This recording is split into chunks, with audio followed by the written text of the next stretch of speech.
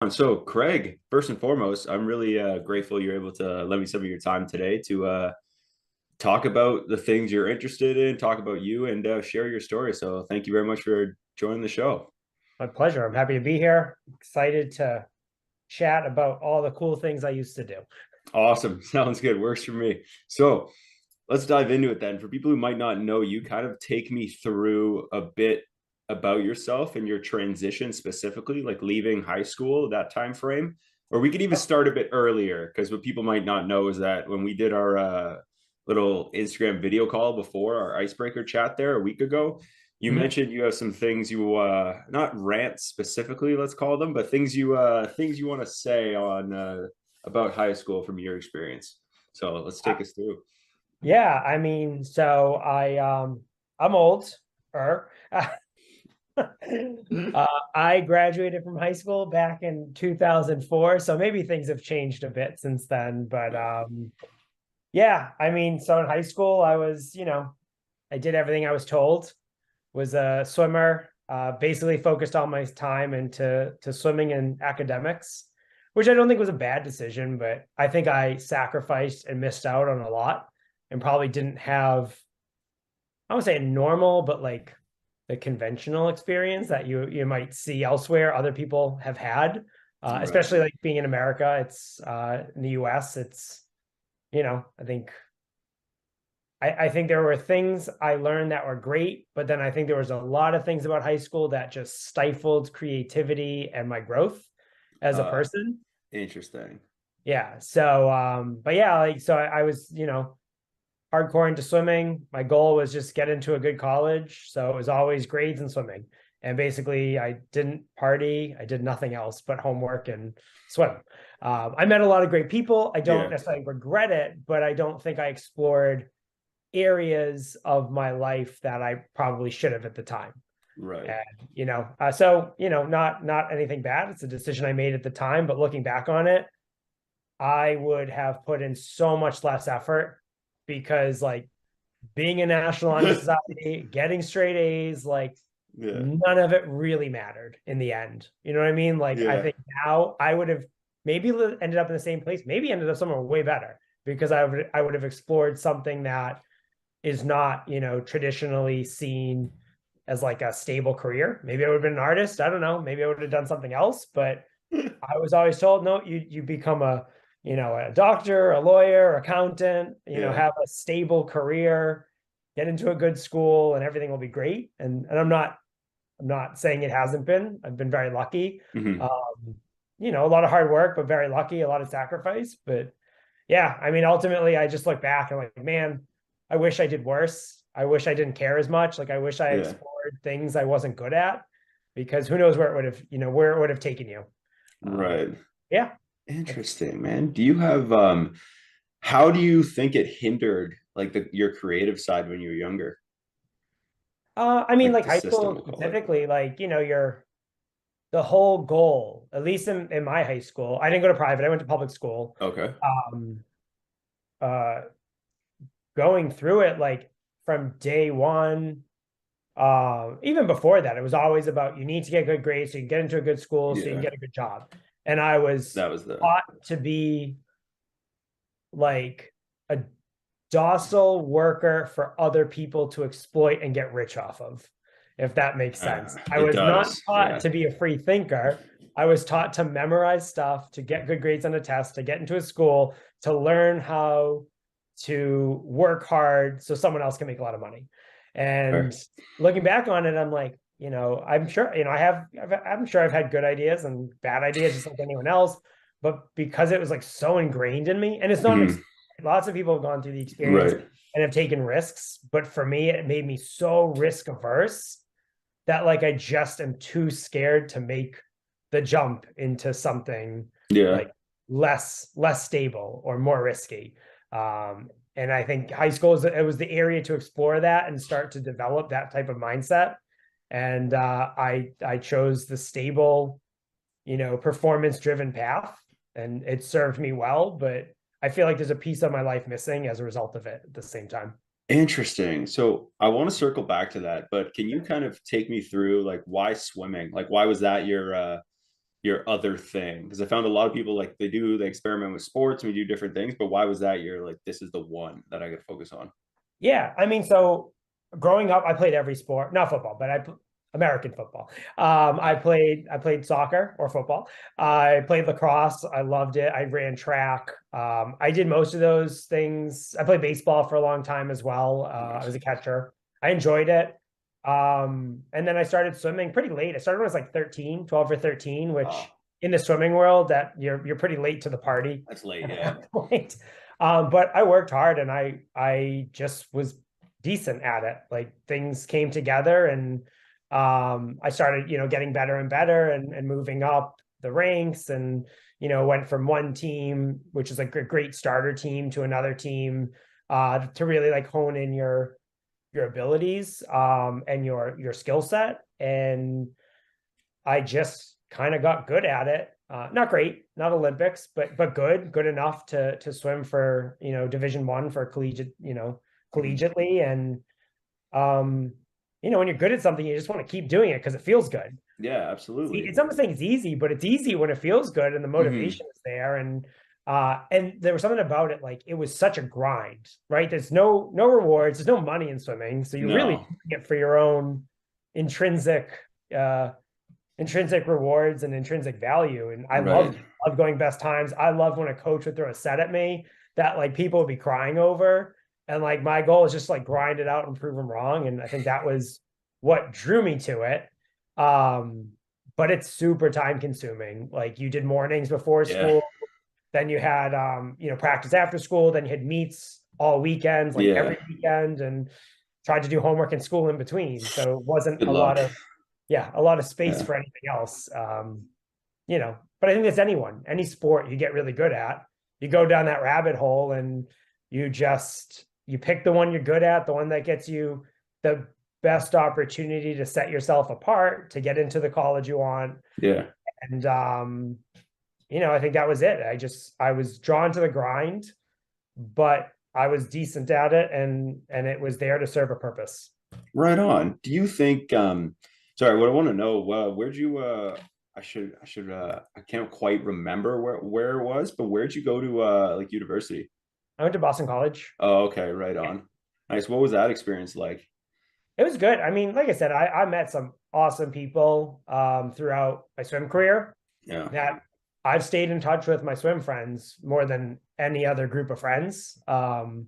So like I think it's that bonding over suffering, right? Oh, You're up, absolutely. you're Yeah. up super early in the morning and you're you're tired all the time, you're cranky, you're starving, like you just form a bond with those people. And those are who you like choose to spend all your time with, not who you get paired up on a project with in school. So, Yeah. yeah, I mean, I swam collegiately. It's definitely not like a top program in the country by any means. Right. When I went, it wasn't scholarship for men.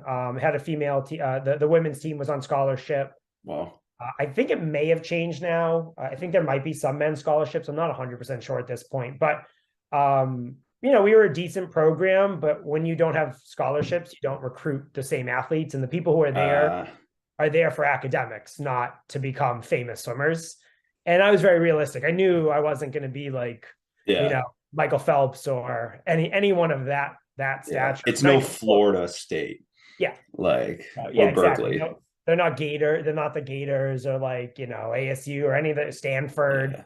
Yeah. There's some And, stacked teams though. Jeez. yeah. So like Jeez. legit teams. So when I was in college, my sophomore year, we had moved from the Big East to the ACC. So we went from schools like on our level, Yeah. FSU and like Clemson, and like they would come to our pool and like meet after meet, they would destroy our record board, and they would bring like their B team, like their A team was sort of like Man. Harvard and stuff, and they bring their B team to swim against us, and they would just destroy us, like, which is fine because you're watching, like they are Olympians, a lot of them, and you're watching, you're Yeah, just, most of them. God, like our jaws are on the floor watching them go that fast, and like your coach is like, pull your shit together, like they're just swimmers, like it's like, yeah, they're freaking awesome swimmers. Yeah, pull your shit together, coach. Yeah, like coach us up, man, come on. Oh Have some man. pride. Yeah. So it was really cool. Like, it was a lot of work. definitely like high school, you have a lot more, I'm sorry, college, you have a lot more freedom and flexibility with your time. You're not Yeah. in school, 6, 7, 8 hours.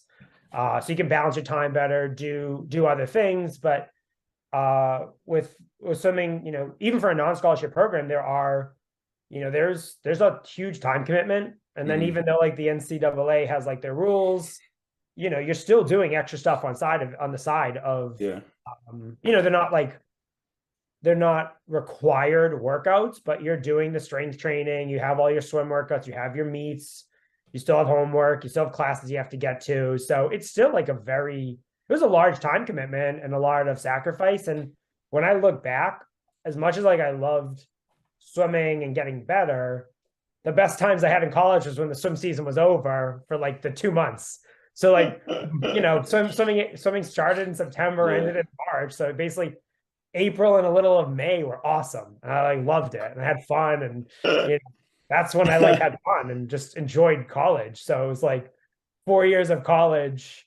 Really, the only time I felt like I was in college was like 6 weeks a year. So, Jeez. Yeah, so you just have a very different experience than I that's think hilarious. as other people. So again, I don't regret swimming. I think it was Yeah. great, but I might have done it differently looking back on it too. Like, because I definitely, if you're going to put that much time into something, it's coming from somewhere else. So, Right. You got to take from one thing to like, yeah, you kind of have to balance things a bit right. differently, especially if you try to do a multitude of things. Yeah. And like in my junior year, I started getting into triathlon, Yeah. a year of college. I started getting triathlon and did my first season. And then my year after when I graduated, I kind of went all in on triathlon, really enjoyed it, loved it. My first 2 years of my freshman and sophomore year, I was doing more marathon swimming. So like I went from marathon swimming, like putting all my time into it, to branching out into something else. And like I started to really enjoy the community around triathlon. And this is at a time when triathlon was Mhm. like really starting to boom. So it wasn't like quite its beginnings. It's not what it is now, but it was like that growth period. Oh, right You on. had like a lot of interest, but you didn't have all this social media crap happening where like now social media is like the worst thing to happen to sports because the people who are getting sponsored in these fringe sports are not good athletes. No, And they they're suck. taking it, and they're taking away from the people who like legitimately should be looked at as Yeah. like role It's just a models. personality thing, right? It's like the drawing the eyeballs. It's very, very, it's a weird, weird thing. Right. So like it made Yeah. so at the time it was great because it wasn't about Facebook and like those things barely Yeah. were anything at that point. They were 2, 3 years into their existence. So it was like literally people in certain schools had access to Facebook and no one else did.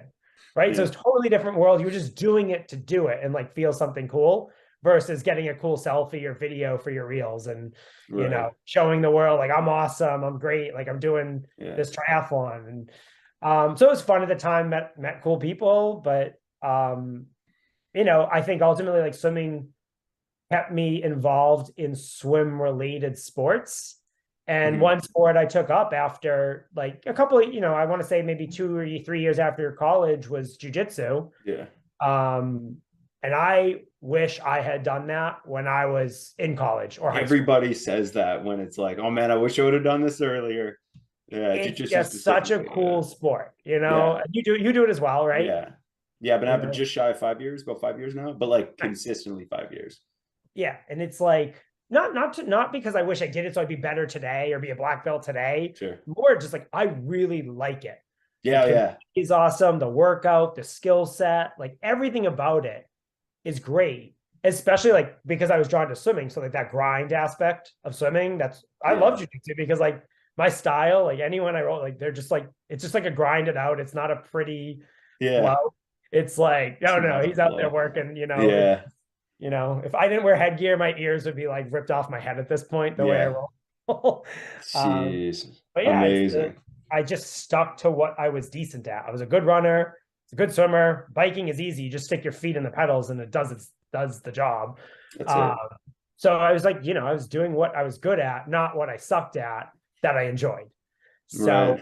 So, so looking back, I'm like, man, I would have loved to have done jujitsu back in college, right? Like for a Yeah. lot of reasons. But I think there's a confidence that comes with it. I'm sure when you Oh started, yeah. like you get all these people like, oh, I could kill these people. I could, I'm so tough. Like what I'm saying, before you've started jujitsu, you Yeah. have this mindset. Everyone has this mindset of like, oh man, I'm so tough. I'm so strong. I could rip this person's head off.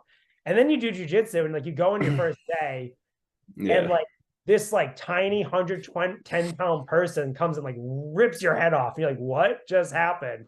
And then as you Yeah. get better and those tough like football players and bodybuilders You come in, become that person. Yeah. exactly. You're the one like, and you're not even being mean about it. You're just like tossing them around, like, Yeah. man, remember how like how confident falsely confident you were before, and then like now, I don't look at I have this confidence like I could take care of myself in a bad situation. Yeah. Not that I want one, but it's like a totally different confidence where you walk into a room and you're just not scared of anyone. Yeah, it's weird, but you're not like, but it's, you don't think about it Right. actively. Like Exactly. you can walk in and just not be concerned, not need to size anything up, not need to be like, you're kind of like, okay, I'm aware of the room I'm in, but I'm not really concerned as to what's like might happen. I'm not like, okay, if that guy does it, it's like, I'm not anxious or paranoid because I don't need to be. It's like Right. whatever the outcome could be, it's like, we got this. We've figured it out. We've been through difficult things. We've suffered, and it's yeah, it's a good time. It's one of those I think jiu-jitsu, I've overheard this on this one clip, and I'll send it to you after because I give context. But the piece that I took away from it too was it's this guy who says some along the lines of like jiu-jitsu is a hobby for people who are okay with being shitty at something. Yep. Yeah. I heard that same exact one. It was like, yeah, jujitsu is the sport for people who are okay with sucking. Okay with sucking at something. Yeah. Yeah. I'm like dead on, because even when I think as you go up the ranks, you just still suck and you're always Yeah. looking at the I people just who are know better. I'm just way less shittier than I used to be. Right. Which is like, it's a me path. It's like Yep. I might or might not be better than like this person, but I know I'm like better than what I used to be. Yep. Better It's a than I was weird yesterday. it's a weird thing. But so with jujitsu though, I found it's a skill because I want to tie this into with a question I have about the triathlon and endurance training. But jujitsu is one of those things where it's like, how do you get better at jujitsu? Do more jujitsu. Yep. Right. So now in terms of triathlons, is it the similar idea where it's if you do more triathlons, you do better at triathlons? Or is there one thing that stands out of the three, the cycling, the running, and the swimming, that is more worth the time? Because I know that cycling doesn't help your running versus running helping your cycling. So Yeah. I'm So it's wondering if there's one interesting. thing to focus on of both Yeah. of So them. like it depends, right? Like it depends what you're good at, what you're not good at. The Yeah. interesting thing, because I've coached triathletes and like now since I've done like the English Channel marathon swims, and I've been doing marathon swimming for so long, I've shifted my focus there, but I still have a few triathletes. And like the biggest thing I've seen over the years with triathletes that I've coached, I didn't have to suffer with it, is the swim, Yeah. right? Like bike and run fitness don't do anything for your swim. No. But they build up this confidence, like, oh, I can run a marathon, so I can swim a quarter mile. And people like wait till like 2 weeks, 3 weeks before their first race, and they get in and like they can't even make it to the other end of a pool, let alone doing a quarter mile in the open water where there's no bottom, there's nothing, no wall to Open hang water on. is a different beast.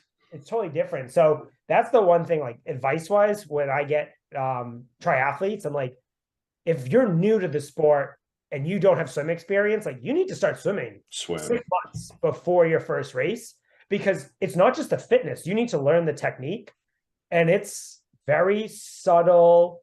It's not gross motor movements, right? No, like it's small, weird small. shoulder movements, like shoulders get pinched. It's like small tweaks here and there change everything. Whereas like jujitsu, there are like nuances. Like if you do it for a cross collar and like just doing this with your wrist, like tweaking your wrist like a certain way, sink the choke in deeper. And of course, that's good to know. But if you're strong and you have good deep grips, you're going to get that choke either way. Yeah. Whereas with swimming, it's like if you don't get the subtle nuances of it, like you're not going to get the timing. No, you're going to get injured or something. Yeah. So I would say the swimming is like the piece. They get this overconfidence, like, oh, I can do marathon, I can bike 100 miles, but they can't swim. Yeah. And then they literally have the worst experience of their life on the shortest part of the triathlon, destroys their entire experience, because maybe they get through it successfully, but they're huffing and puffing and like they're gonna die, and they got to Yeah. recover on the bike to have a decent run. So I think it's the swimming. But people hate swimming. People hate sucking at things. Yeah. That's the biggest deterrent, is they don't want to get in because they're delaying like that experience of not being good at something. Hmm. And that's what I've seen is like where people fall short in triathlons is they don't give the swim the time it deserves. Right. Not to say that like biking and running aren't important, but if you can't do all three decent, it's just going to be a bad day. Yeah, it doesn't sound too inviting. Like, and I was lucky enough, like my like small triathlon experience, and I always found in like just kind of growing up until like after high school, then I kind of stopped doing those type of things. But what happened, I found, is afterwards, it was, if I didn't have swimming experience, everything didn't piece together well. And then Yep. just the whole, nothing flowed, nothing really worked. And then just, yeah, like you said, just to reiterate, yeah, it was Yeah. trying to catch up just to have enough energy to make it through the run, not even be strategic, like tactical about how you're going to do it, the Yeah. race. So, But to your point, it's true because like you'll do your first triathlon and you messed up literally everything you could mess up. yeah. And then you do your second one and it's like 15 minutes faster. And then you do your third one. So like it's true that doing triathlon more makes you better because Right. you learn from your mistakes. But at a certain point, it plateaus. And then it's literally just about going back and doing the things like the fundamentals that you didn't do like early on in your training. Right. No, that makes sense. So in terms of your swimming career, like so you're a Triple Crown swimmer, correct? That's not wrong. Okay, sweet. So can you maybe explain for people what that is before we jump into it? Sure. Yeah. So like in open water swimming, there is an achievement that is pretty it's not common. It's getting more notoriety as swimming, open water swimming and marathon swimming gets bigger and bigger. But it's basically you do the 20-ish miles across the Catalina Channel from Catalina Island to mainland California. It is a swim around Manhattan. So it's a 28 and a half mile circumnavigation of the island of Manhattan in New York. And then it's the third swim, but not in any particular order, is the English Channel, which is like 21 miles, but it's probably the worst of the three, the most difficult of the three for a Yeah. variety of reasons. But they all have their challenges. So basically, it's completing all three is considered the Triple Crown of open water swimming. Nice. So with that, do you have a like lesson you learned from any of the three, from like achieving that Triple Crown, from any of them, like one lesson and then one like favorite moment that stood out to you from the whole Yeah, I swimming mean, experience? I think in terms of lessons, like, and again, I think this is why I not regret, but like this is why I look back at high school and college, being like, I wish I did it differently. Right. But I think the lesson I learned, especially with the English Channel. So just for some context, my English Channel happened in 2020 when the world shut down. Yeah. Right. So like Yeah, it's recent. Yeah. So March of 2020, COVID comes. I was on like one of the last flights out from San Diego to Boston because I had just done my qualifying swim for the English Channel. So like I'm literally I'm at this empty airport. There's maybe like 4 of us on the plane. So like I had just done my 6-hour qualifier. And like the world's shutting down. I'm like, oh my God, I gotta get home. It's like across the country. I get home and like the world literally shuts down. I'm like, I get the English Channel this summer and I am not missing it. So at that point, I had to basically like pools were shut down, everything was shut down except for open water. Mm-hmm. So and I'm in Boston, so like it's February, almost March. It was like beginning of March, early March. Yeah. The water temperature here is still like 38, 39 degrees Fahrenheit. So we're talking about sub 5 degrees Celsius, and I got to find a way to still train. Bro. So I got very creative, and I was lucky enough to work. I was working remote before COVID, so my life didn't actually change at all. But what did change was traffic.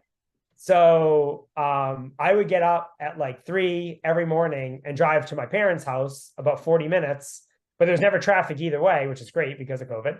And I would either go to the ocean, and I had them open up their pool in the backyard, and I said, don't put the heater on, like just keep it cold. And I would get in the wetsuit, in the water was probably like 45-ish, maybe, so 6-7 degrees Celsius.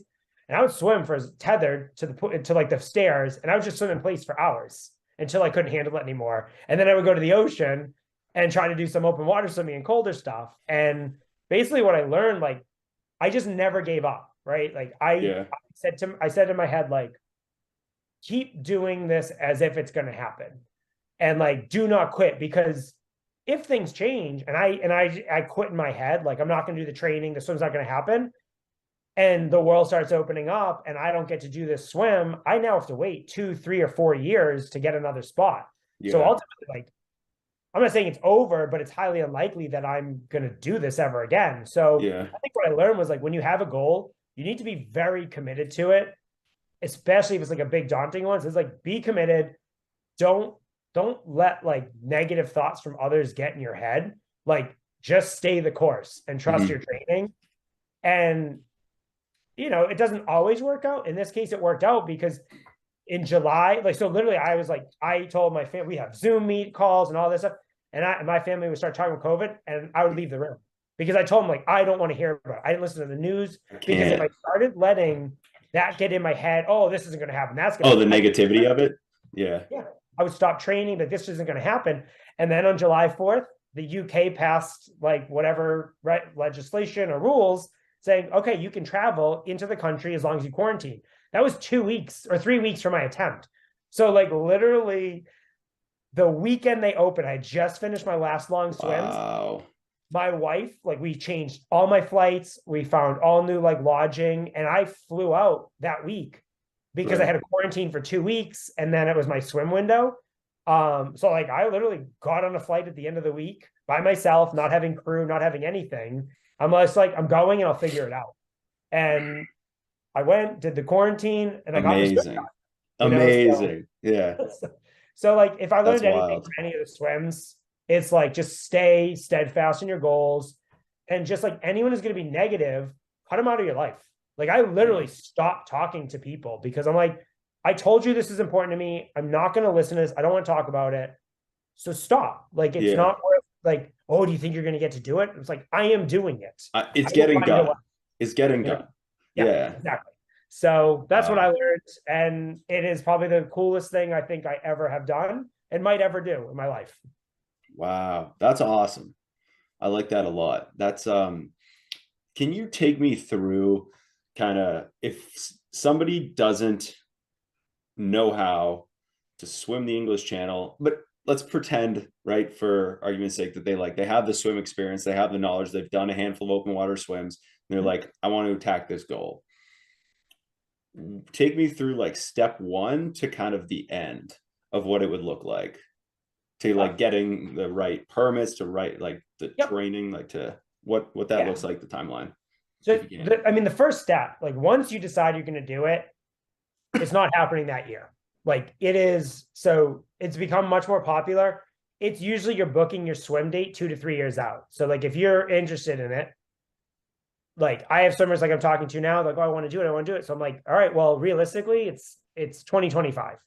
You could get a spot for 2024, but it's not going to be a good spot because there's like a positioning system that the pilots use, because there's limited swim windows and there's limited boats. This is crazy. Okay. And so there's you have slot. So the way the English Channel works is there's the main tides are neap tides and spring tides. Yes. Generally, they won't put you on a spring tide because the tidal flow is too strong, and most people won't finish. It tacks on between like 1 and 2 hours to a good swimmer. So if you're not a fast swimmer, like 4 or 5 hours. It's not happening. It's not like happening. You're gonna get a mile off French waters, and you're just gonna swim in place until they pull you. So there's limited number of neap tides during the season, and there's limited number of boats. Every boat will book about 5 slots. And the way it works is, if you get it's a priority system based on first come, first serve. Right. If you get P1, so position 1, that means like in that window. So say the window's 5 days. You're never guaranteed to swim because it all depends on weather. but you will get the best day that is swimmable. So P1 is guaranteed the best swimmable day. That means if the weather blows out for the first 4 days, Yeah.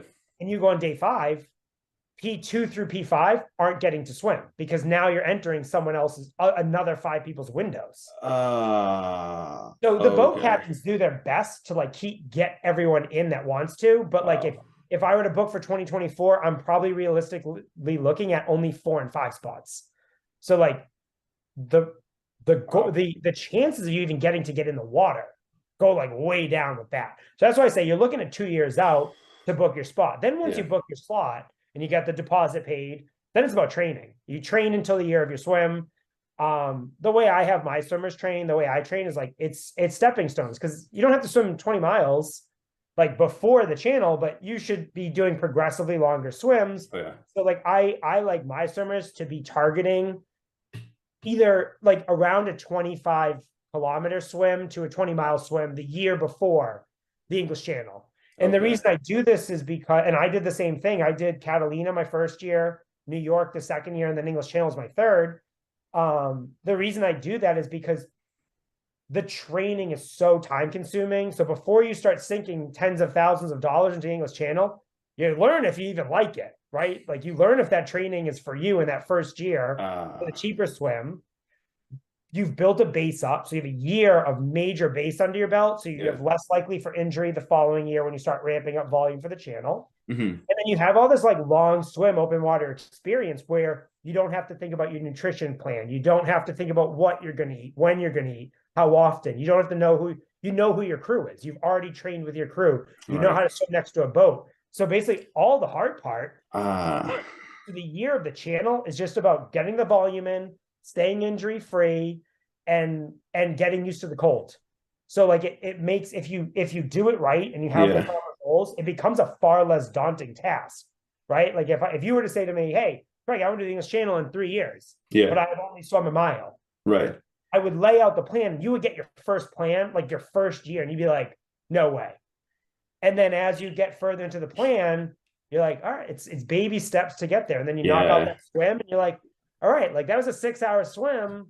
My English Channel is only 6 more hours. So over the course of 2 years, I only have to build endurance to get 6 more hours. Right. So less and less daunting as the years go on. You're just like, oh, I got this in the bag. Not in the bag, but like if weather conditions hold, like I've done everything I can do to control, like that are in my control, and I have a much higher chance of success versus people who, they book it 3 years ago, but then they don't start training until 6 months before the channel. Like, oh, you are in for a rough go. But, it all comes down to how committed you are. Right. Interesting. So I feel like everything in terms of endurance is compounding, right? Like the more you do it, the more. Now, can we talk about the mental fortitude it takes to be an endurance athlete? Because I think there's something to be said with any like long, because I'm in the process of training for a marathon at the end of May, not swim marathon, but a run marathon. So I understand and I've done like the most I've done in a pool at one time is 2 hours straight of like just swimming. It's a good amount of time though. Yeah. I mean, well, I was doing it with our mutual friend, and shout out to him. Matt was training for his swim. It was like in the beginning stages. And I was like, yeah, man, we'll do is to support you for a bit. And then I ended up, and then scheduling just didn't work out. So, but I was swimming while he was swimming for the couple hours.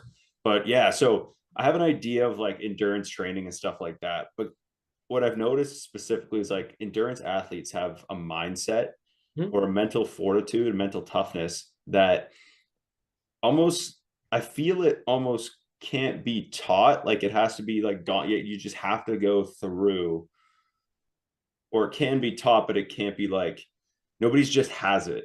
I feel you have to be progressively doing more difficult things or difficult thing for a long period of time in order to build it up. Like, how would you build mental toughness into an athlete? I mean, I think you're right. Like I've coached swimmers who have it, and then I've coached others who don't. And it's hard to like beat in to like, it's coachable to a degree, because I think you're right. It's that progressive challenge, right? Like I just explained, just like doing, even the marathon, like running a marathon, it's about the coping mechanisms that you create that work for you. Interesting. Yeah. So like to I me, like that. I don't look at it as like a 12-hour swim. I look at it, so I feed every 30 minutes. Right. So I just look at it as like, all right, I just got to get to the next feed. Just get to the next feed. So I'm not thinking about, oh my God, I have 20 more feeds to go before I'm done. It's like, just get to the next feed, get some fuel, get a quick stretch, and Yeah. then, you talk to your crew for like 2 seconds, gives you that mental reset to just get into it. But it's that progressive challenge because it didn't start that way. No. Like I started like everyone else where like, yeah, I'd done like, 2.5 hours, like a 10K, 2.5 hour swim. And I'm like, oh, this is so boring. And then I did a 4-hour swim in the pool. Then I did back-to-back 4-hour swims in the pool. Then I did a 6-hour swim in the pool. Then the water was warm enough. And then it was, 6 hours on the open Yeah. water, back-to-back days, then 8 hours back-to-back. So it's like that. But if you think about it, Yeah. once you do it, you're just like, oh, you look back and like, well, I did 4 hours 4 weeks ago. What's 2 more hours? Right. Yeah. So it's not like Yeah. I'm not looking at what I have to do. I'm looking at like, what's the next step and where did I come from? Yeah. Think about it. I'm only like an hour from where I was a couple weeks ago. So in my head, I was like, that's 2 feet. So I just go feed to feed. Mm-hmm. And that's kind of what I try to teach swimmers. But by doing those long swims and kind of suffering, that's when you learn those skills, because what works for me isn't going to work for you. It might, Right. but it might not. Some people think about they're doing it for charity. So they're thinking about, the person that was important in their life and why they're doing it. For me, I was just like really committed to the goal, and it was more about achieving something cool that I could do everything right and still have like a 50% chance of failure. So, to me, I'm like, oh, I'm just going to keep going. I had this in my head. I'm like, there's only 2 ways I'm getting out of this water. Yeah. For all the swims, like Catalina, English Channel, 20 minutes, like either I get pulled out unconscious or I walk out on Or my own. finish. That's it. Those are the only 2 ways. And that is what I had always said from the start. And, so for me, it's like when I'm going through a rough time, like not every half hour goes well. It's like, gotta ride it out and see where things go. See how you feel in an hour. See how you feel in a half hour. And just think about, going from feed to feed. Because a half hour is a lot easier to chunk up than it is, yeah. 4 hours. No, you're right. I think, man, that's always fascinated me. It almost seems like when you kind of like unpack and extrapolate this like big accomplishment, like I look at it as like, especially in the longer it is, the more like minute you have to look at each task. So I'm thinking of like when my buddy and I ran a 25K as our longest run to get up to building it. And then I was just at one point, like 20 kilometers, and like just one foot after another, just one foot after another. Like the first time we were like, okay, we're in uncharted territory right now. Yeah. So there's a bit of anxiety, right? Like you don't know what your head is going to be telling you, because it's all like your head is like we've built in safety mechanisms, right? Like I'm sure there's been times that you're like during the actual challenge itself, telling yourself like, no, like can't do this. Like we got, like you're like, it's too cold, or I'm too sore, I'm too this, I'm too that. Like you're programming excuses, but it's kind of your brain telling you like, hey man, like we don't know what's on the other side of this. And you kind of have to like almost reel yourself back in and go, no, one stroke after another, one foot in front of the other. Just get to Tuesday. Okay. Yeah. All right. It's super. I mean, it's really true though, because I think to be any endurance sport, not in any of them, you have to enjoy the process, because you're working so hard in the process up to the big day that the big day is not stressful. It's basically like just another day. Yeah. Like, It's more relieving. I've done this a million times. So there's no uncharted territory in the event itself, really. It's all, just in your head, and you're just doing it. But like you said, I think that's why I loved the long swims. Like most people be like, oh my God, I got to do 6 hours next week, in the pool. And I'd be like, all right, I'm going to do 6 hours in the pool. Like it's going to test me. Like I'm excited to see the challenges. And then when I finish, I know I'm going to feel like a different level of confidence in myself. And that's what kept me going, I think, more than anything. Right. And I find too, I like what you said about the confidence. I feel the confidence comes from achieving Mhm. like those things. Like if I've only ran 10K or I've only swam like for like half an hour, my goal when I was first starting was like, okay, I want to add like time in the water. And I went like, I was like, okay, I'll do like half hour straight swimming because it was doing it and finding that like relaxed walking all day pace and then just building that. So it was 30 minutes. Okay, well, now 1 hour.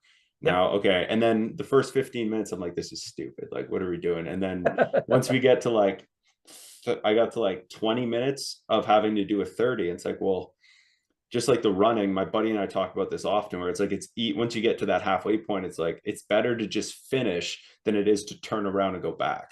Yeah. It's like you're going to run the same distance, if Yep. not less, to finish than you would to just, it's like, we already got to this point. Just do it again, double it. Right. So, Yeah.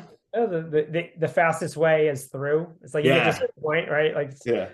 you just got to go through it. Yeah, it's interesting, but like it's in terms of like mental fortitude. Like at least in swimming, I don't, I've done I've run a bunch of marathons and qualified for Boston and did Boston and I don't know. I've always done endurance sports because I'm not big. I'm pretty short and Yeah. I'm not built for like I'm the only thing I have going for me is being, tough and endurance. And Yeah. so I've always like been more attracted to sports where like height and certain like physical characteristics Yeah. don't matter as much. Like Right.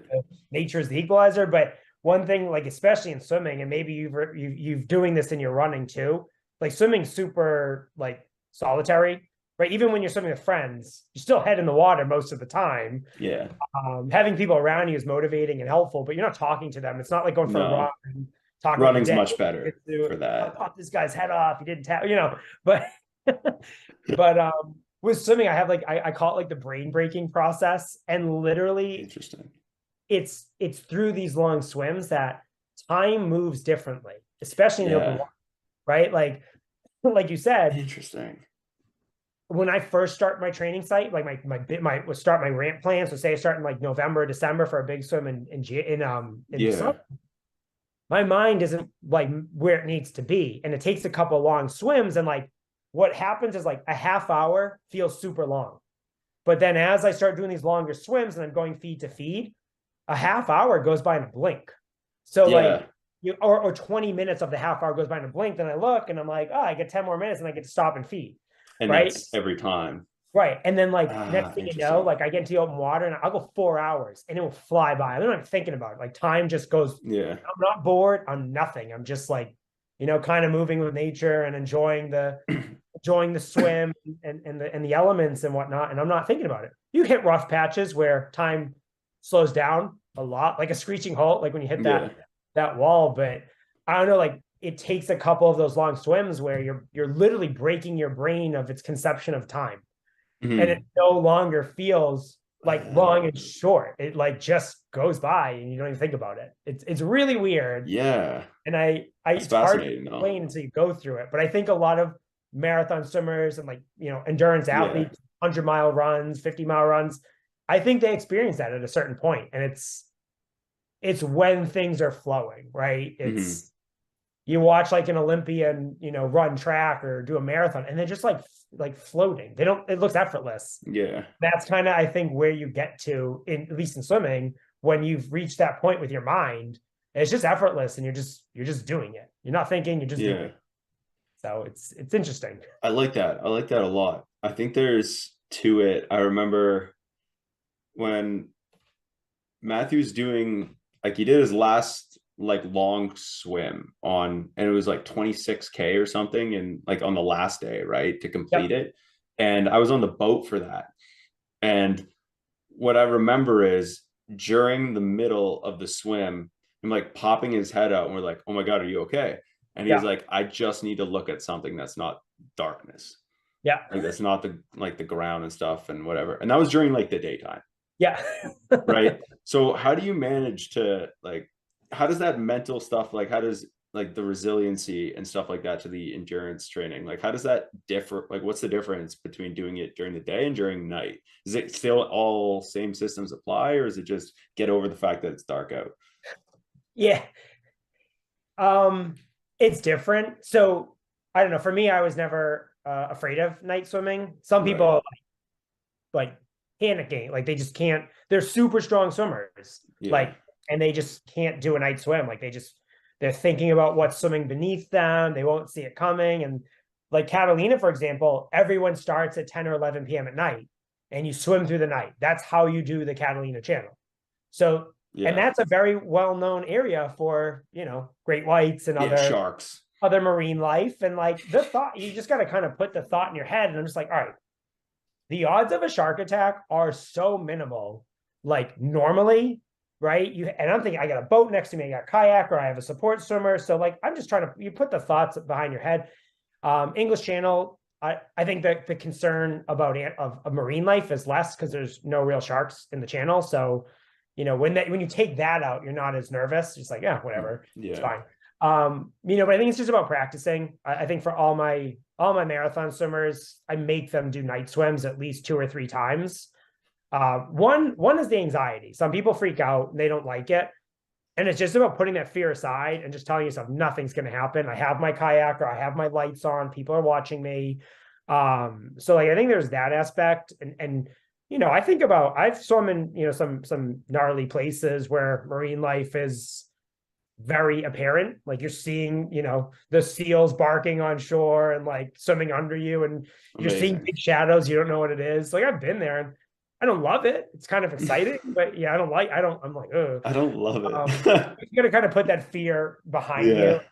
Just focus on what you're doing, because like in that moment, like when I did Catalina, there's bioluminescence. So I'm focusing as I'm pulling, I'm seeing the water light up from like the bioluminescence. And, Wow. but one thing about night swimming that's really interesting, at least for me, is your body behaves differently at night. When you are normally swimming, right? I'm sorry, when you're normally sleeping, Sleeping. Yeah. you're forcing your body to swim. So even if you sleep during the day, your body is still not used to being awake all night doing this activity in cold water. So, like when you get tired, you get cold. That Mm. happens. Like that just happens. You're not tired, but your It's body, the way your body's you. right? So your body is, you're feeling cold, and then you get in your head like, oh my God, I have hypothermia. I'm only an hour into the swim. What am I going to do? And you're not actually hypothermic, and you're not actually Ah, cold. It's just your body doing what it always does. interesting. So I make people do night swims so that they are aware. One, they're comfortable, but two, they're aware of that phenomenon or sensation where, look, That's you weird. just tell yourself, I'm not going to die. I'm not hypothermic. I'm not actually cold. So just keep pushing through. Because once the sun comes up, you're 6 hours, 7 hours into the swim, but the sun comes up, and like it's a totally different swim. Like you have this, you're exhausted, but the sun comes up and you have this newfound energy that comes from nowhere. You're just like, oh my God, new swim. I feel great. Like I'm ready. Uh, It's just like really weird, but you have to learn how to like put fear behind you and just know like educate yourself. I educated myself on like sharks and feeding patterns yeah. and all that. In my head, I'm like, dude, this isn't happening. Like Yeah. nothing is going to happen to me. Like the sharks feed like on shore at certain times because they're seals, and I'm in the middle of the channel when those times occur. So like I'm not worried. It's I'm not where they are. Yeah, I'm not where Yeah. they are. They're not interested in me because I'm the same size or bigger than it.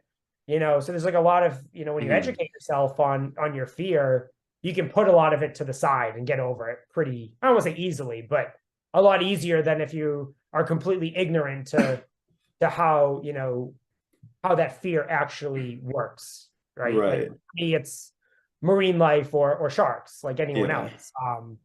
But once you know how they feed, when they feed, where they feed, and then I also think about like, dude, like 500 people have done Catalina, and there's never been a shark attack, so odds are pretty low, like that I'm going to get eaten by a shark, you know. And if I do, what a Yeah. great story. Yeah. It's not bad. Yeah, Like that's cool. yeah. So what I found too is like when I talked to Lynn Cox about that same like similar issue in terms of like just in terms of the preparing, but then also like, well, how do you deal with all these things that might just be in the water? Right. And the biggest thing was exactly like verbatim what you just said. It's like research. Yeah. You let your imagination roll, and then that's like the biggest thing you can do to work against yourself. It's like just research, know what's out there. You have the facts, you have the information, you have the access to it. figure all that out, and then it's actually a lot like you calm yourself down a bit, right? Like the more we know and like the power of that, I think is huge. But switching a bit to, I want to talk about the phenomenon going around, the whole like the social media blowing up, cold therapy, cold plunging, that Yeah. whole oh yeah. I feel as though you were an early taker in cold therapy and stuff like that, or cold immersion, or like just even just being exposed to it in general, especially in the water. Like I don't feel you just started doing that, like doing it. No, you were doing it before it was like cool to do, like to be cold. I have some, you talk to my freshman year college roommates, you'd hear stories. So like I got really into cold water swimming, not immersion for the benefits, because I don't even know if they were known. So back in 2005, 20 years I ago. just started wanting to, I was getting into marathon Yeah. swimming. One of the swims I was looking to do was, so I was swimming in the winters. I was going to the beach, February, March, and just doing the best I could do. And I was small. I was probably, was like 5'6", but I think I weighed like 125 pounds. So uh not a lot of weight. yeah, not a lot of Actually, meat. I would sleep with the windows open in the middle of the winter with ice packs under my, like, lining the sides of my body just to like acclimate. Not recommending it, probably stupid in hindsight, but like I've Yes. been doing it since 2005, and Yes. it's just, and then like when I got more into like the channel swimming in like the past 5 or 6 years, I just started really enjoying it. And I really did it because my biggest fear, and the reason why most people don't finish these swims, is not distance, it's cold. Yeah. And it's not being prepared for. So in my head, it was kind of like that fear factor of, well, if I just got to find a way to control it. And if I train for it, I'll be okay. So like starting in, Uh, 2015, 2016, I've been doing it for years. I've been doing winter swimming for years and ice swimming for years. But then I started making more of a concerted effort to do it, to control that fear of like, I'm not going to end this swim because I can't handle the cold. right. Like I'm going to do everything I can. So I literally got like a trash barrel from like Home Depot, like a small one, and like I would just like sit, like I would get all like really small and sit in it, throw ice in it, freezing cold water, leave it in my garage in the winter. It would ice over. I'd be like, Yeah. ice picking it and Like stuff, but 20 I would years ago. do it. I would just do it, and I'd sit in there Amazing. for 20, 30, 40 minutes, basically until I couldn't handle it anymore. And then, so that's why like I watch these people, I'm like, this is such bullshit, because I know you're sitting in there for maybe all of 5 minutes. Yeah. I would literally, there were times I was nervous. Like my wife would find me like unconscious in the cold tub because I've been sitting in like, 36-degree water for 20, 30, 40 minutes, just not moving. How many Like degrees trying to Celsius handle the is cold. that roughly? Was that probably around 3 to 4? Oof. Yeah. So, Okay. so like, definitely like, so, but I watch the people now. I'm like, great. If you like it, awesome. But at the same time, I'm like, they're like, I swim year round, open water, no wetsuit, no Yeah. neoprene. I literally wear a silicone cap, earplugs, goggles, and a Speedo. And like, if that's what you like doing, great, go do it. But like, I'll swim, and, there's a couple people who do like the immersion, and they literally walk in, stay in there like up to their shoulders for 30 seconds and walk out, and they wear like gloves and they wear boots. I'm getting in and I have nothing on other than like earplugs and the cap. And I'm getting in and I'm swimming until I feel like, okay, this is a dangerous point that I'm not going to recover from. And then I run out of the water and I get in the car and I sit there and shiver for like 40 minutes to an hour trying to warm back up. And then eventually I'm Amazing. fine. So like, yeah, I watch it and just like, you're all doing it for social media. Like Yeah. some of them aren't, but a lot of them are. Yeah. And it just kind of pisses me off. I'm like, do it for the right reasons. And this is like my big qualm. Look, you got to play the game. I'm on it because I have a coaching business. Yeah. And the only way people see you is through that. And so like I play the game too. Like I'm not innocent. It has really been the worst thing to ever happen to sports and epic events ever. Like Wow. just takes away from it, Yeah. because you get these people who are like literally dipping for 20 seconds, like, oh, I sat here for 4 hours. Like, please, like we know you didn't. So I just have a hard time, Yeah. with that. But people, I'm not trying to, heard this the other day and I hate it. I'm not trying to yuck someone's yum, but like if you're gonna do it right. right? Like I hate people who like half-ass it. Like Yes. do it right. Yeah. Do it for the right reasons, not Right. because you want like likes on your Instagram or your TikTok. Like just do Yeah. it right. There was a video I saw. It was like 11 minutes of these two guys talking about ice bath and the benefit and cold plunge and stuff. And they like, yeah, I get it in for 3 minutes, get it in for 7, 11, whatever, right? Nothing crazy. Yep. Because I know the bare minimum they're saying is 11 minutes for like maximum or like minimum amount, like to see benefit, like long Yeah, term. yeah, So people like they'll hit that number and then that's it. And the thing I read the first YouTube comment, right? Because it always shows one or two. The first one I read goes the hardest part because they were talking for like 11 minutes, right? About like the difficulties of it. And they're like, this Mhm. sucks about it, this sucks, this sucks. And the first comment I read was the hardest part actually, in fact, about cold plunging is not telling people that you cold plunge. And I thought it was the funniest thing ever, Craig. I like lost my mind. I was like, I gotta share this. So then I like because I do it, but like you wouldn't know. Yeah. Do it for you. So Great yeah, reasons. thanks. Because I like it's nobody's business. Like who cares? Yeah. I'm sitting in a tub shirtless for 3 minutes. Yeah. Right? I It's like it. it's whatever. It's great. I like the benefits, but honestly, like for me, doing it for no, I'm not like not it's Yeah. not about you, but like for me when I was training for the swims and just before that, it was always about pushing the limits. Right.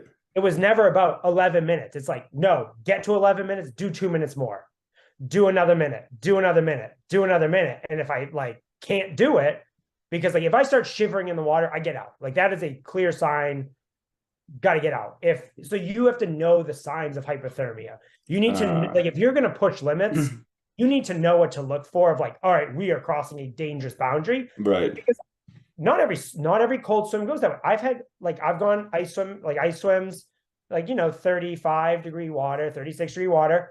There are sometimes my body's firing on all cylinders. I'll make it 15, 20 minutes, 25 minutes. There are Yeah. other days I get in and I know something is wrong. 2 minutes in, I get out. I was like, no, like something is not right. This is dangerous. I'm getting out. And like for me, it's always about pushing that limit, finding that like line and just getting over it a little bit. Not to the point that I'm going to die, but to a point that like, okay, this is like you said, this is, with your running, this is uncharted territory for me. How Yeah. am I going to respond? So, Exactly. Yeah. for me, it's like people are like, oh, how long are you sitting there? I'm like, well, when I started, 2, 3, 4 minutes. When I'm like, in peak training, 30, 40 minutes if I have to, it's for a purpose. Yeah. Jeez, that's so long. That's incredible. Like good for you. Yeah. That's wild. That's like some people ask now, how long do you do it? I'm like, the other day I was like coming out of a cold and I was like in the ice bath and I was like shivering as I was entering it. And I was like, I'm already under the weather. All right. I was like, start the 2-3 minute timer or whatever. And I was like 30, 40 seconds in, I was like shivering and I was shivering already because I was under the weather, but I just didn't know. So when Yeah. that clicked, I was like, oh, like warning lights went off. I was like, I really shouldn't hop in this right now. I should get out. But Yeah. I was like under the weather first, and it Yeah. just It's not a good idea. no, not at all. It's more of a heat only when you're sick. But Yeah. tell me a bit about tell me about your coaching business. When did you know, or when did you switch over, or not so much switch over because I know you'll still like do like endurance swim and stuff like that. But I'm curious, when did you first realize you're like, I'm gonna start coaching people. I think this would be a good route. Yeah, I mean, so when I was in college, like I would, when I came home for summers, I'd help coach on my former club team. And then I got into triathlon, and when that ended, like, well, not ended, but kind of it. I got hit by a car, and it took me out of commission for a while. But at that point, I was like, oh, like, I had started a job at a company, and within 3 months, I knew this is not the career path for me. Right. So I literally I quit. I went back to school, got a master in exercise physiology. But while I was doing it, I started coaching because what I saw was I was like, there was a major gap between like what pool swimmers do, what master swimmers do, and what triathletes need to do, and like bridging that gap between the pool and the open water. So for me, where I had kind of been in both worlds a bit, that's when I decided to start coaching. And really, it had nothing to do with marathon swimming. It was all getting people faster and ready for open water swims, for triathlons, Ironman, half Ironman, sprint, whatever it was. And it was great because I was in the world. I was in transition. I was doing the races and stuff. So I was meeting a lot of people, finding out what people needed, started my own, my own coaching business, catering to that, where we did pool swims in the winter and then moved to the open water in the summer. And at the time, I was like the only program in my area doing it. It's not new. It wasn't novel. Like I'm sure other companies in California were doing it, but in New England, the water's cold 10 months of the year. So it was like, harder to get people to want to do it. So started kind of bridging that gap. And then I started working with more and more and more people. It just kind of grew. And then as social media grew, I was racing, I was on the podium more. I just kind of got a pretty good following in terms of people who trusted what I was doing. Nice. I got all the certifications. I had experience in triathlon, in marathon swimming, in pool swimming, so I could help for every step of the process. And from there I got fat, stopped doing triathlon after my car accident. Bike accident with a car. So after that, like I just kind of was just focusing on coaching and working, and I got kind of lost. Like I didn't have any goals. I had all these athletes I was helping with the English Channel and with an Ironman and doing cool stuff every week. And I was just sitting there getting fat. So I was like, all right, I got to do something. And that's ultimately what led me into marathon swimming. Like my revival of marathon swimming in my life. And that's when I started to decide I'm going to do Catalina. And then from there, I got into 20 bridges. Then I was one away. I'm like, oh, I guess I might as well do the Triple Crown. But as I got deeper into the marathon swim world and started to understand like what was so great about it and what was so cool about it and what made it different and the appeal, I realized not a lot of people have experience coaching it, and having done it in college and then doing it again successfully. I still work with triathletes, but I've definitely shifted my focus more towards marathon swimmers because, and again, not yucking someone's yum, but if you think about the English Channel, right? There's been, I don't know what the numbers are, 17 to 2,000 people who have ever done it. When you think about Ironman, there are 1,700 people who do it every weekend. So what's cooler? The people, the 1,700 that have done it over the history of the world or since it's been a thing, or the 1,700 people who do it every weekend. So again, not taking away from the achievement of people who train for Ironman. That is a huge sacrifice, huge achievement. I have not done Ironman. I've only done halves. But there's a reason only 1,700 people have successfully done it with a 50% attrition rate, or a 50% DNQ rate, which means 1,700 people who've done it, 5,000 may have attempted it. So, when you think of it like in those terms, you're like, okay, so like there's not a lot of people who have experience doing it and doing it well. So I wanted to get more into it. So I still work with triathletes, but I think my bread and butter at this point has shifted more towards the marathon swimming. And it's more like a mentorship than it is coaching, because it's like all that we talked about: the mental training, the nutrition training, selecting a crew. It's not, training is easy. That's just getting in the pool and doing the work. It's all the stuff around it that people don't know about, and giving people that information and being able to be part of those life-changing journeys. That's like what's super cool to me. And that's why I think I've really shifted my focus towards like people who want to do something not a lot have done. Like when Matthew came to me, he's like, I want to do this, I think at the time it was like, was it 250 kilometer? Like it was 350 around the island. 350 around. I'm like, stupid. Like never done it before. I was like in freezing cold water. I'm like, I haven't done a stage swim like this before, but let me pull in some extra resources because I don't want to steer you wrong. Pulled in a couple of people that I trust in the marathon swim community, and we came up with a plan for him. And although the swim changed, I think what we provided him made him really successful at it, had a great experience. And, that's a connection I think he and I will always have. Like, even if we lose touch, we can always look back and be like, oh, I helped him do that. And he'll look at me like, oh, he helped me do that, and that's what's really cool. That's why I've shifted more towards that arena. I like that. I like that a lot. Craig, do you have a like maybe favorite like coaching athlete story kind of thing? Like one, like it could be like a thing you were a part of as a coach that, or is like one of your favorites or a memorable one, preferably like positive, because I understand constructive is all. So There was one swimmer, and it was actually the swimmer I coached the year before Matthew, who told Matthew to come to Oh, no kidding. yeah, to come work with myself. And she came to us. She's like, I think she gave me 12 weeks. And she's like, I'm doing Lake Ontario in 12 weeks. And this is where I'm at. And I'm like, we are a far cry from where we need to be. And I said, so I, again, this was like, I don't recommend this to anyone because part of the ramp plan is doing it safely. Right. And 12 weeks to go 30 plus miles is not ideal. She had doing some training before. She did a lot of things right. It wasn't like she was doing anything wrong. It was just the focus and the builds weren't where they needed to be. So she came 12 weeks ago, took me about a week or two to write the plan, pull in some resources just to sanity check what I was doing. Because again, like my intention is to get everyone to the start line of this swim healthy and prepared to rock. And so that's why I wanted to pull in a few more resources. And basically, like me and this other guy pulled in, we had meetings like every 2 or so weeks with this girl. And, we were checking in constantly, like, where are you at? How are you feeling? Nice. And like, I watched her literally put every single thing aside. Like, this is the way, like, this is the athlete I've always wanted to coach. Nice. Like, they were committed the same way I was committed to my channel swims, because not everyone is.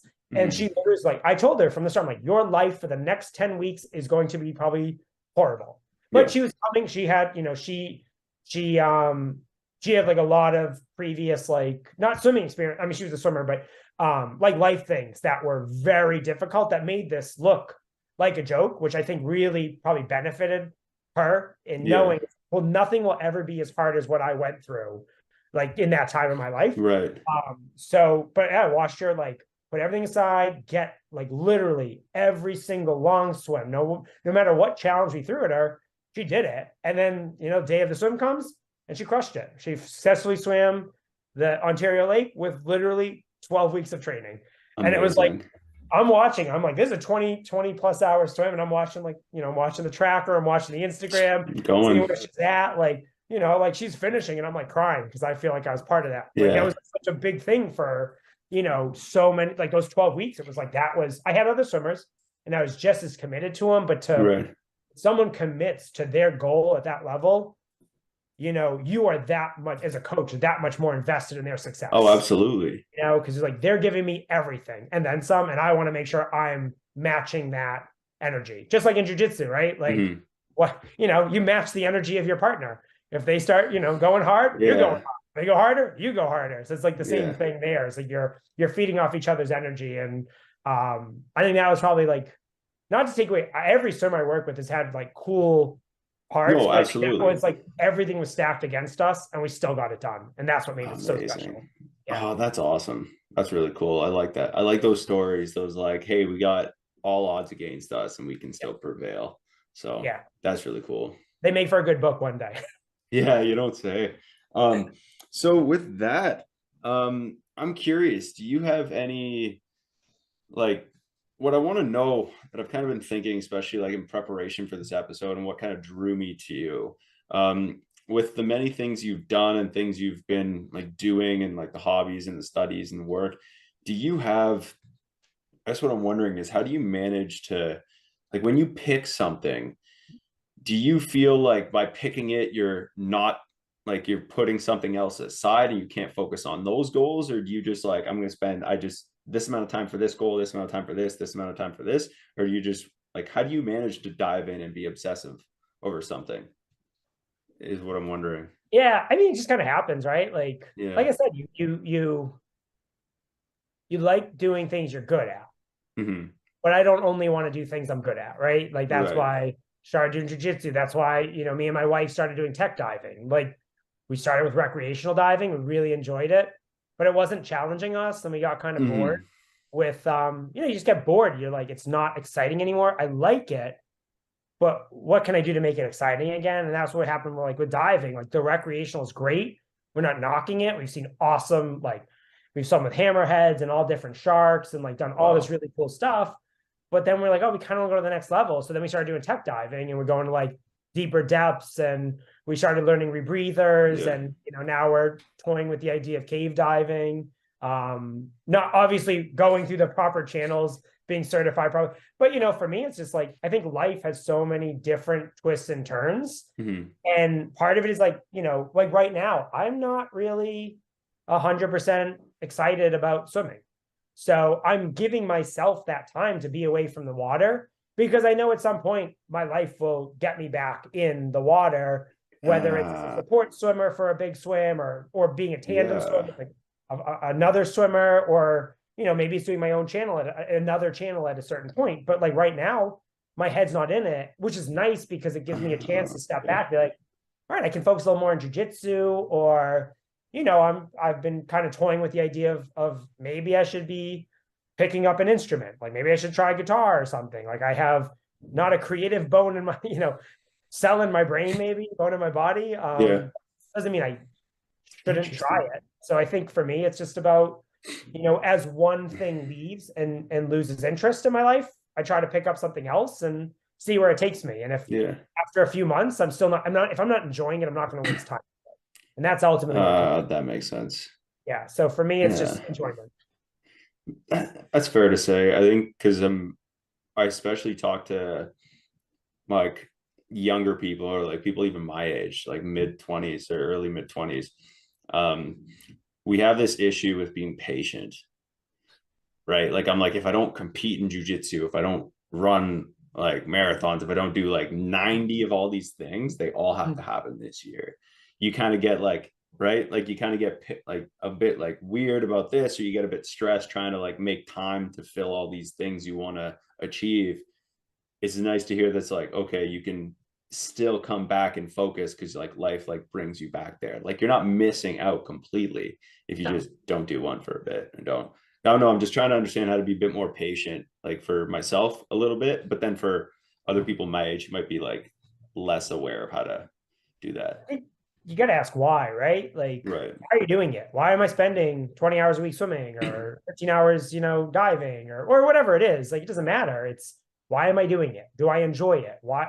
And the problem is, as you get better, right? And this is, I think, the social media effect. Like, as you get better, people expect you to do bigger and bigger things, and then your value, your self-worth is tied to those achievements. So the only way you feel good is if you keep pushing the limits. And that's not how I think it should be, right? I think it should be more, I Interesting. enjoy it and I'm doing it for me, and I don't Right. care what anyone else thinks. And I think that's the point.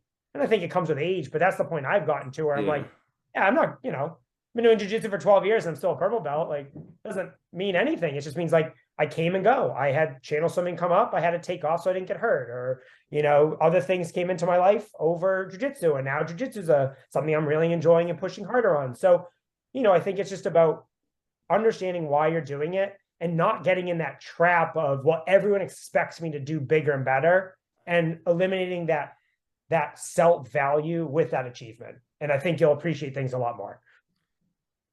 I like the sounds of that, Craig. You just blew my mind there. That was interesting because that's found, yeah, like I was saying, right? That's something that I found, at least like I even struggle. So when you said it, I was like, I almost needed to hear somebody say that, even just to me. I was like, it's because you're right. Like it is the social media effect, especially with like people my age or younger, even who have it worse, or like, if, okay, well, I'm here, so I need to be, it's like, well, what's next? Okay, we do provincials. Okay, well, what's after provincials? Well, nationals. Like, okay, well, if we don't do that or we don't do better, Mhm. like there's almost like, did we truly get the most out of that? Yeah. And it's like, if we're chasing that and then right, it's a weird construct that Yeah. like And it's happens in hard young too, people. because as you get better, like for example, like think of your Instagram feed right now, or Right. TikTok, whatever Sure. young Yep. people do these days. As you get better, say jujitsu, for example, and I'm in the same thing. I'm only looking at people who are better at jujitsu than me. Yeah, you're right. And then Yeah. I'm only looking at swimmers doing major, major swims that I can't imagine doing, like 24-hour Yeah. swims, 48-hour swims, quadruple crossings. I'm only looking at, I'm not looking at where I came from. I'm not looking at where I started. I'm looking at what everyone else is doing. And I'm feeling like shit because I'm not doing what they're doing. And I think I should be, when that is a completely self-imposed or like self-induced position. That's right. not real. Like, No. and I'm not even convinced these people Uh, like doing it.